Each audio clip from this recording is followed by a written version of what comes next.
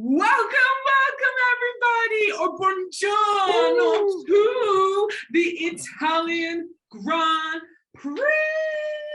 This is Box Box Goss, Box Box Goss, bringing you your goss. Box Box Goss, bringing you your goss. Anyway, we are excited to be here. Unfortunately, we are one woman down. Afi has got a bit of a stomach bug. We are sending all their thoughts and prayers to her, and that we hope that she makes a very speedy recovery with a bit of display. No. Afi, if you see this, I do not agree to that. I said fast recovery, but fast. Anyways. We're so excited to get into the Italian Grand Prix, obviously. Yeah. But before we do that, do we have news? Okay, we have like small bit of news. Okay, you all go ahead, because I have nothing. Ladies and gentlemen, the empty Alpine seat, who's it going to? Well, allow me to answer that question. The empty Alpine seat is going to Sebastian Vettel. No, I'm kidding. So Alpine is having a test later at the Hungaroring, actually, sometime this week. And the drivers that are going to be participating is Nick de Vries, Jack Doohan, and Mick Schumacher. So interesting combo. Not to mention, Mick Schumacher followed the CEO of Alpine. I think the CEO of Alpine or something of Alpine. Yeah, on Instagram. On the gram. So... What happened to Pierre Gasly in that conversation? Because that's a great question. Because that's the piece of news I had, was that I think because Pierre Gasly was looking to go to the Alpine seat, Red Bull really want Colton Herta to take the open seat, and but he's an IndyCar, and I don't think he has enough super license points, because you don't get super license points, correct me if I'm wrong, unless you win IndyCar. Participating is not enough. Yep. So, and I think we might have talked about it either on this show or like behind the scenes or whatever, but like, yeah, like I'm surprised that like Pierre Gasly is not a part of that test. I mean, does he really need to test? I don't feel like he needs to test, but like I don't think Mick also needs to test either. But I think the thing with that is the FI didn't let Colton Herta get a super license, and so the Pierre Gasly option is off the table for the time being. As much as I do want to see him in Alpine, I don't think it's going to happen. Oh, my whole French lineup, we were denied. Curse you, FIA! Maybe it's for the best. I mean, Pierre Gasly and Esteban all convert hit or miss sometimes. But at the same, I mean, they may or may not have a bit of like friend. And I don't know. They have a bit of a friend. And I don't know. Apparently, they might have a bit of a friend-of-me relationship. Seriously? I didn't know that. They do. There's some aggression between them. So maybe Esteban Ocon. Sorry, he doesn't have a say in the team. But no, he does I'm not. Sorry, I don't rate him. I personally don't know why he's still there, but he is also an understated driver. When he's good, he's good. Okay. No, he's not. Right? Because the thing is, his teammate in Force India, Sergio Perez, is at Red Bull now. That's true. And so as a Mercedes development, and I kid you not, Mercedes development driver, Esteban Ocon, if George Russell gets promoted before he does, that's embarrassing. It is, isn't it? And so, yeah. Especially since George Russell was at Williams. Yeah. Driving a box top. Literally a box top. Like, but he made. We're not here to talk about the boring, quite frankly, boring Esteban Ocon. We are here to talk about the fairly exciting, the fairly controversial. Not controversial. It's not controversial. I have an opinion on this, and we will get to it. Italian Grand Prix. We do actually. Yeah. I was a think good segue. that was actually a very good segue. And with that, we're gonna bring on our guest. You may remember him from, I think it was Emilia Romagna GP, right? It is the minister of the Ghanaian Tifosi here to, well, we thought that when we invited him back actually onto the show, Ferrari would be doing a lot better this season. So we are grateful that he's here anyway. Please give it up for Kofi.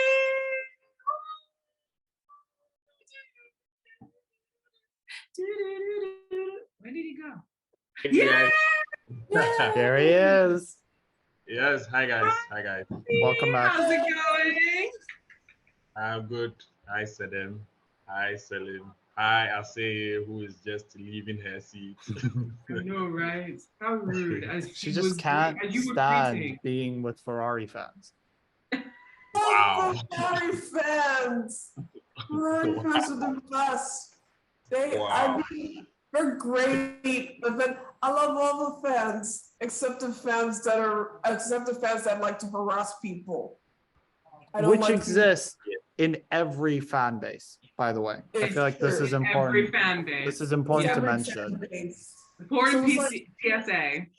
Like, yes, depending on what team you're a part of. Like, we make fun of Max Verstappen, not make fun of, but we point out Max Verstappen fans here a lot. But there was a lot of Tifosi this weekend who were serving the same amount of abuse.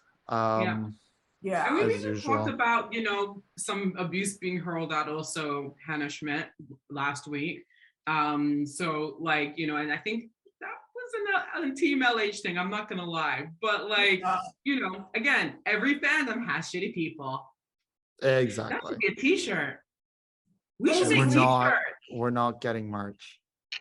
No. We will get merch, we're not doing merch when we have more than 100 views on a podcast. We have had more than 100 views consistently. on a podcast. Fine. Anyway, we'll get there eventually. But in the and that is also, make sure you go back and watch our previous stuff. Just saying. Anyway, Kofi,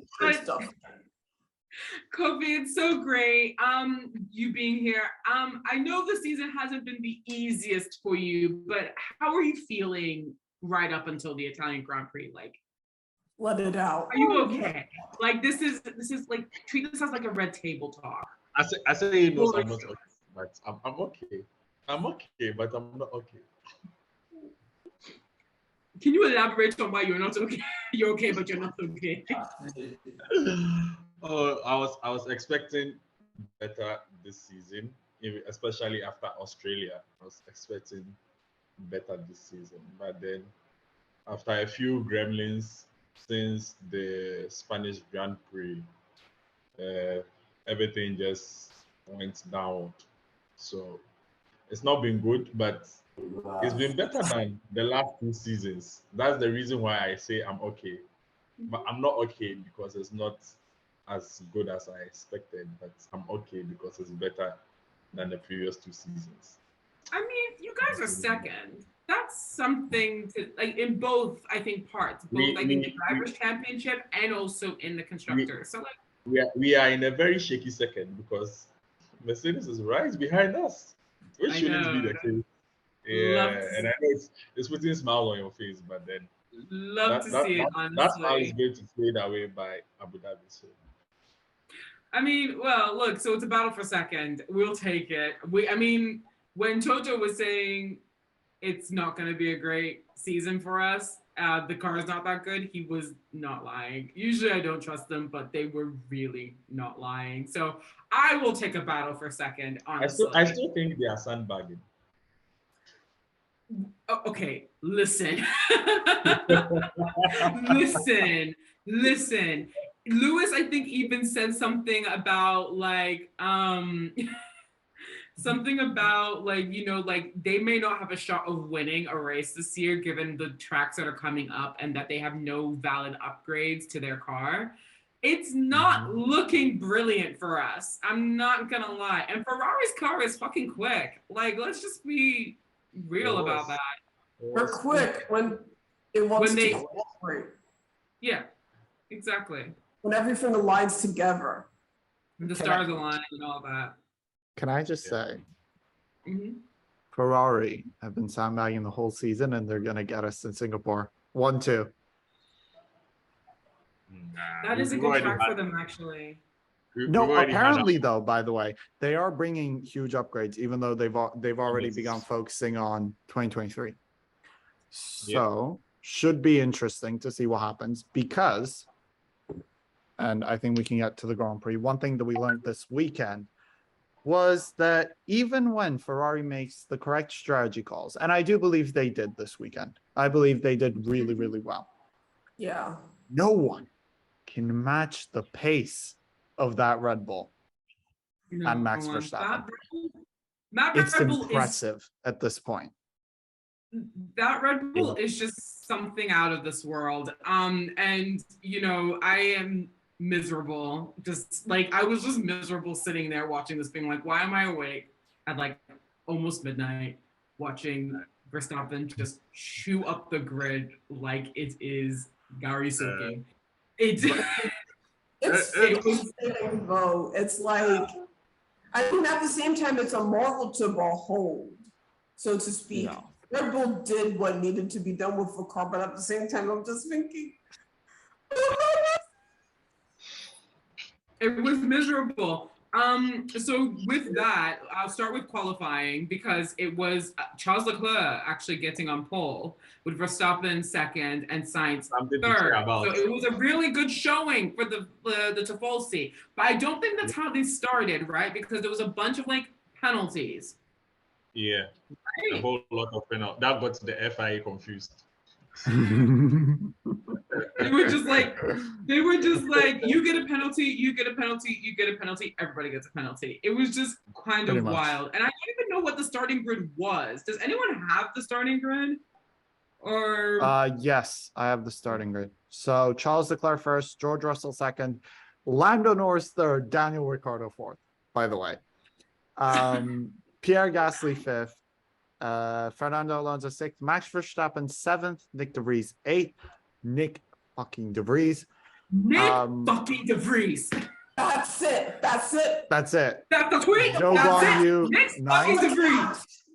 Pull it, like literally. Sorry, I'm moving on to the race real quickly because we need to talk about this boy.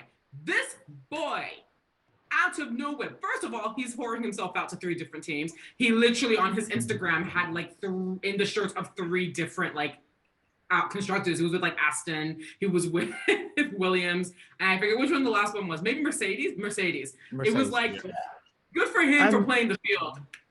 Like work it. And I said this last time. I said that Nick De Vries was, you know, a potential Formula One driver. And honestly, Williams is just, I don't want to see him go to Alpine, right? Because we all know Alpine is shit in terms of team organization, right? Ever since they switched to Renault, they haven't been the same. And I don't want to see him go to Alpine, but Williams is also not where he belongs. He belongs in a top running team. And I will say this over and over. Both Stoffel Van Dorn and Nick De Vries are Formula E champions, and they both belong in a Mercedes or in a top. Mercedes isn't a top tier team anymore. In a top tier team. Yes, it is. It's still top 3. Please. Sell them. Respect. Decorum here. It is a top 3 team. It is actually doing very well. It is just not doing it as they usually do. The road that they've come through is impressive. The fact that they're getting podiums now consistently is impressive. And then, correct me if I'm wrong, Hamilton's performance was really impressive considering he started 19th. It was amazing just seeing him passing cars left, right, and center. Kofi, you mumbling down there. What are you trying to say?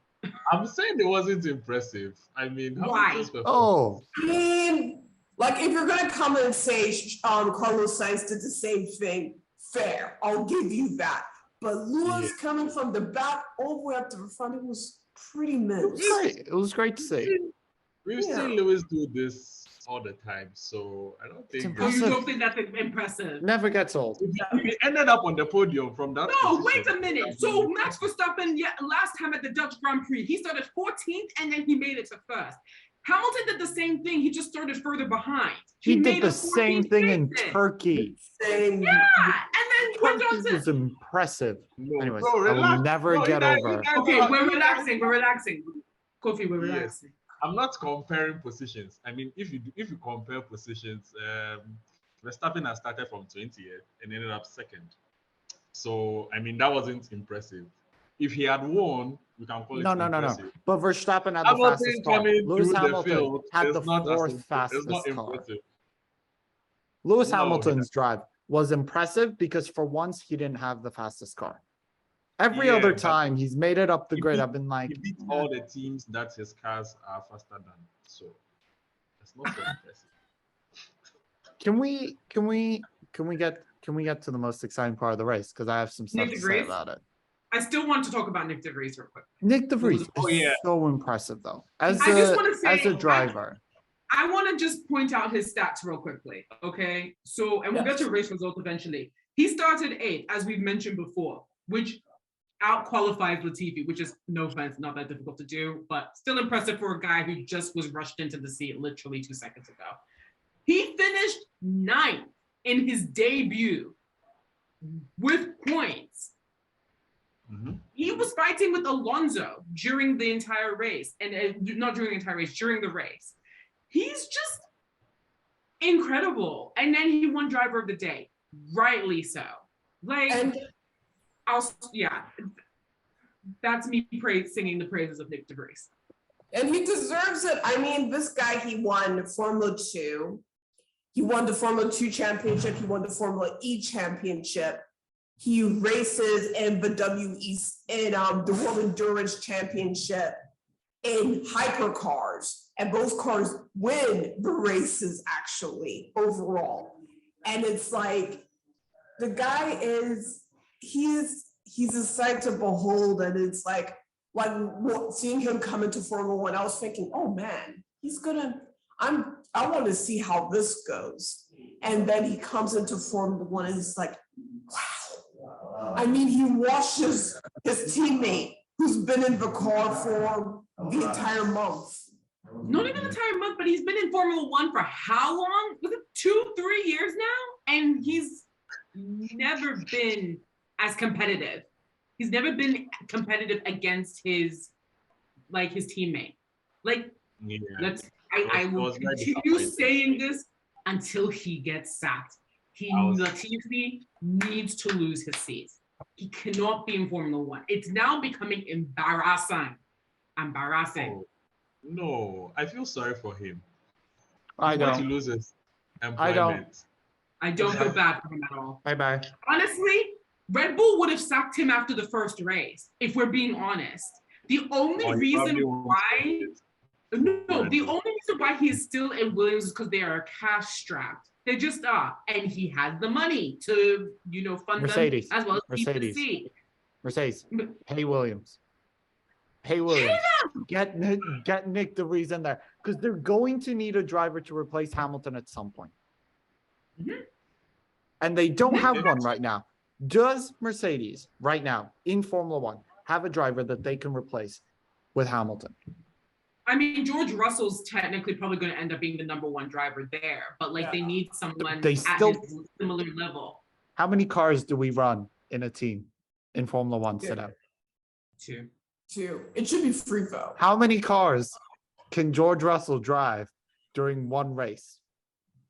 I mean, I One. think it's just one, but that guy, he's a superhero. So Yeah, he might be able to drive too. I mean, you No. know what? His power is making sure that his No. shirt is his chest is No. completely exposed. We bring But Mika Hakkinen out of his sabbatical, and he drives for Mercedes.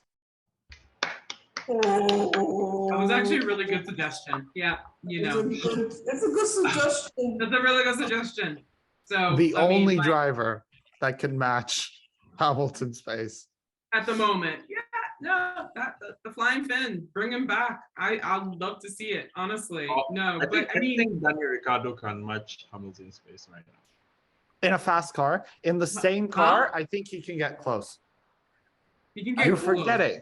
You're forgetting. Daniel Ricciardo is a really good driver.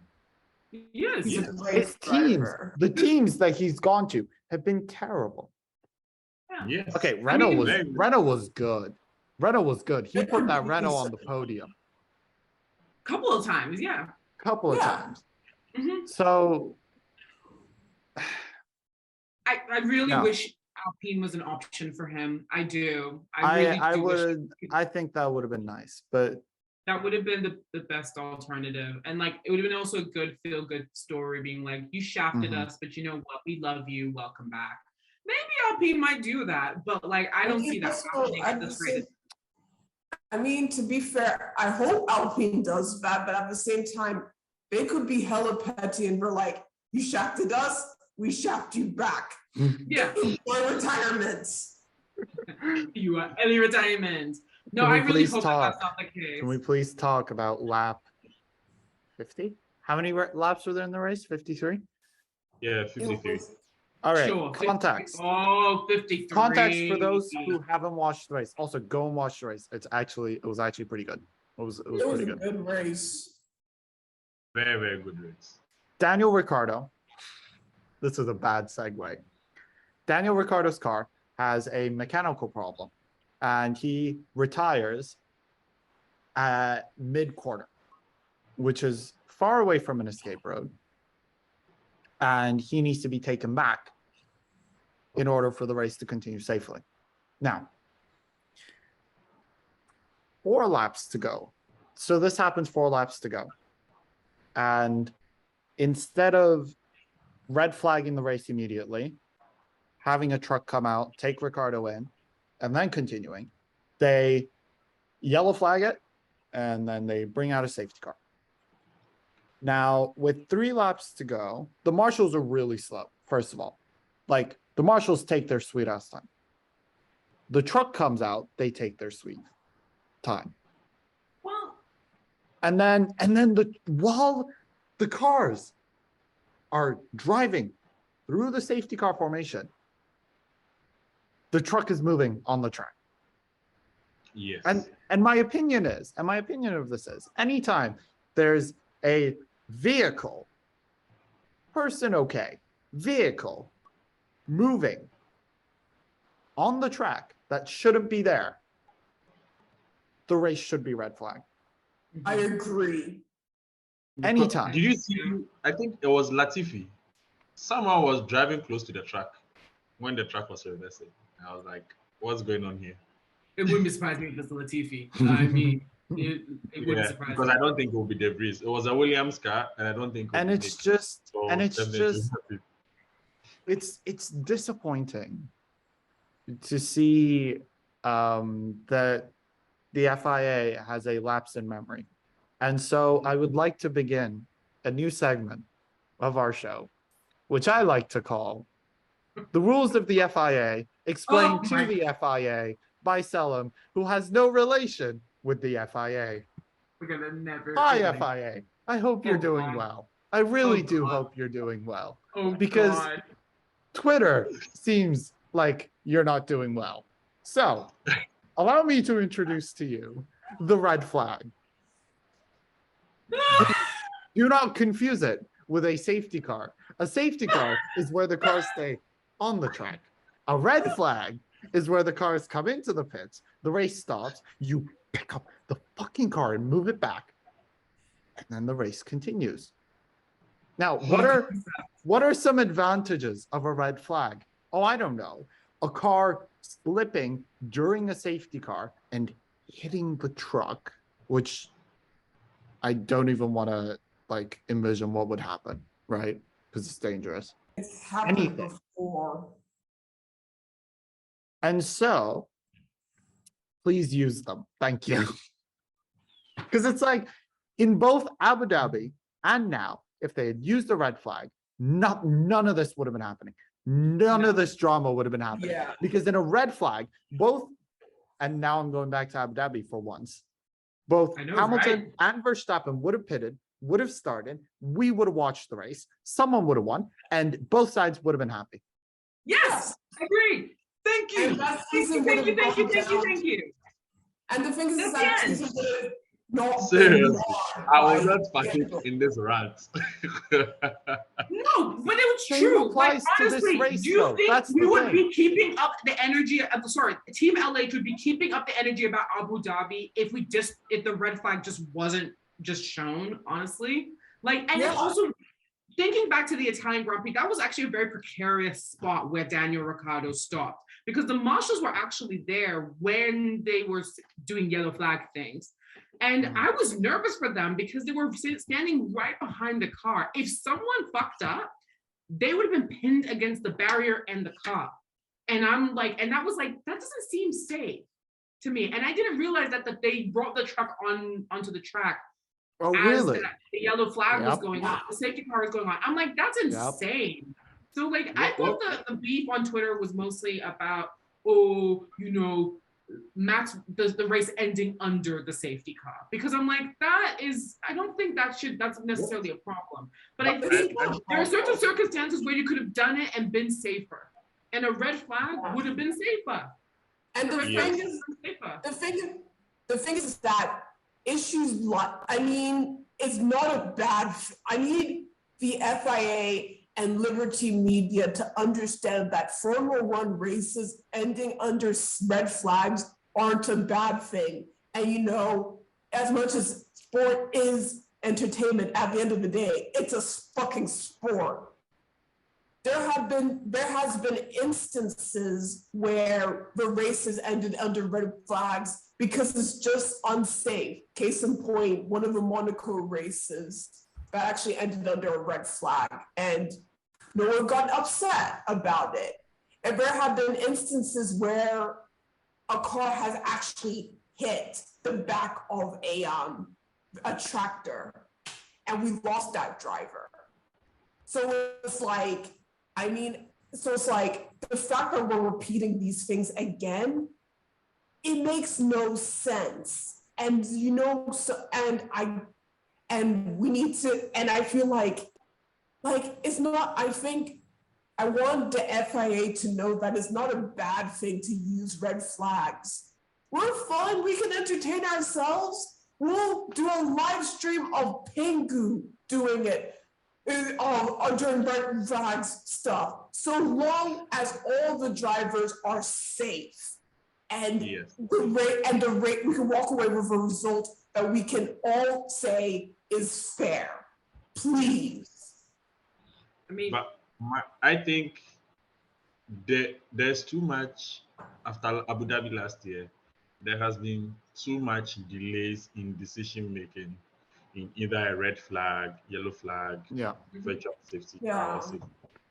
And I'm wondering if it's because they are weighing opinions of fans, or because I don't understand the reason why they take so much time. Because the yellow flag, because the car stopping half on track is instantly a safety car, but it took almost another lap for us to see the safety car. Right. So if we saw it a lot earlier, maybe we would have gone some racing. Right. Look. Yeah. I'm not a fan of the FI interfering to give us better entertainment. So if they deploy the safety car, they deploy the red flag while the safety car is leading the cars. And then they all go into the pits. But and then you start the race again. And here's the thing. We would have gone some amazing racing, right? So let me check the final results. For example, it was Lewis Hamilton, Carlos Sainz, Sergio Perez, and George Russell all fighting for the podium. Yeah. Max Verstappen and Charles Leclerc fighting for the race win. Maybe even George Russell fighting for the podium for the race win. Yeah, it was actually very we would have had an amazing race restart, and there's safety reasons behind it. There's safety reasons behind it both times. When they had to pull Latifi's car out of the barrier and fix the barriers. Why did we not get a red flag in Abu Dhabi? Anyways, and now use the red flag. It's there for a reason. Anyways. I mean, you show all the flags. Like you show the blue flag, you show the black and white flag. Like I think Nick DeVries got the black and white flag actually during the race. You show all the flags. Why not red? I mean, you show the red flag very heavily in Belgium, and that was a good point. It was it was very rainy. And like there's nothing you could do about that. God decided that a hurricane should open up on Spa, and it'd be like that sometimes, So I think, you're not afraid to use it then. I don't understand why they can't just red flag it. And I will say though about Abu Dhabi, they also took a bit of a time making that decision, the controversial decision that led to everything. So I think their pace is just not good. So I if think both times they'd acted earlier, we still would have gone racing after the safety car. They should have red flagged both of them. But like, I agree. So I mean, it's great. They messed up Formula One, and it's never gonna get fixed. And the thing is that, and like, on a serious note, for years, like Sebastian Vettel is gonna win in 2026 with Audi, and like Hamilton fans are still gonna be like, he should have won his 8th championship in Abu Dhabi. We will probably all go to the grave about it. I'm not kidding. I think we all like actually will keep that energy up until like, so long as I'm an F1 fan, there's always going to be a bit of me that's like, I'm so pissed. Yeah. The thing is that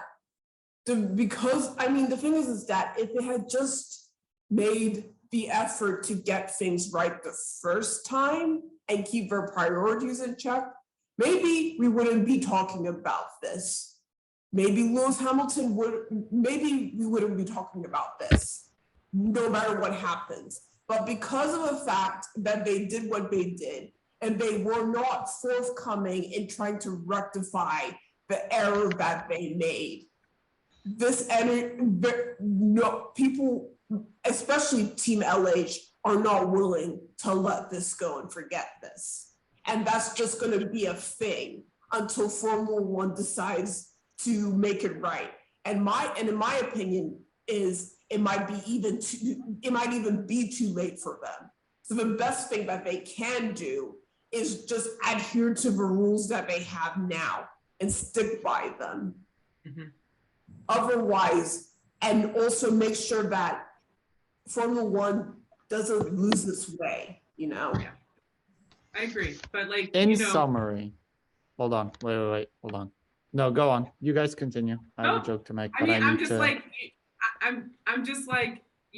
it just sucks that like we're back to square one again and we're all reminiscing about that. But it is what it is. I think like it had to end under a safety car, and like it'd be like that sometimes. And you know what? At least it wasn't a title decider. I mean, Verstappen has basically have this all wrapped up anyway. If he wins in Singapore, then it's over. So talking about safety cars. Hey, why did the race winner from last year bring out the safety car? Is it going to continue still?